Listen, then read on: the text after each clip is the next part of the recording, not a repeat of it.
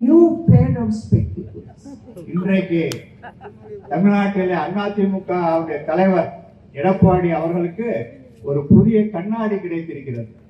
Those are called Modi spectacles. அந்த கண்ணாடி என்ன என்று சொன்னால் மோடி பிராண்ட் கண்ணாடி என்று பொருள். Modi கண்ணாடி, எடப்பாடி கண்ணாடி. மோடி கண்ணாடி இப்பொழுது எடப்பாடி கண்ணாடியாக மாறியது. Now Edappadi ji can only see the world in Tamil Nadu through Modi Kannadi.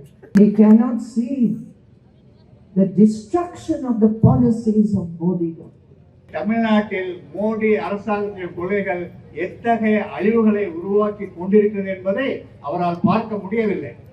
And the language is also the same. Edappadi பேசுகின்ற வார்த்தைகளும் மொழிகளும் கூட மோடியை போலவே பேச ஆரம்பித்து விட்டார். When Modi cannot defend his policies, he abuses all the opposition leaders from morning till night. Modi அரசாங்கத்துடைய கொள்கைகள் குறித்து அவர் பொதுவெளியில் விவாதிக்க முடியாத பொழுது எதிர்கட்சி தலைவரை அவர் அவதூறாக பேசுவது என்பது மோடிஜியுடைய பழக்கம். And now today Edappadi ji is also abusing and abusing and abusing. அதே போல எடப்பாடியும் மற்ற தலைவர்களை முதலமைச்சர் உட்பட எல்லாரையுமே இன்றைக்கு அவதூறாக பேச ஆரம்பித்து விட்டார். It shows there is no policy. இது எடப்பாடியிடம் எந்த கொள்கையும் இல்லை என்பதை It காட்டுகிறது. shows there is no principle. அங்கே கொள்கைகள் இல்லை எடப்பாடிக்கு என்பது தெரிகிறது. It shows there is no program. அங்கே எந்த திட்டமும் உருப்படியான திட்டமும் இல்லை என்பது தெரிகிறது. When you don't have policy, principle and program, then you give abuse. உங்களிடம் கொள்கைகள் இல்லை என்று சொன்னால், திட்டம் இல்லை என்று சொன்னால், அரசியல் இல்லை என்று சொன்னால் மற்றவர்களை நீங்கள் அவதூறாக திட்ட ஆரம்பித்து விடுகிறீர்கள்.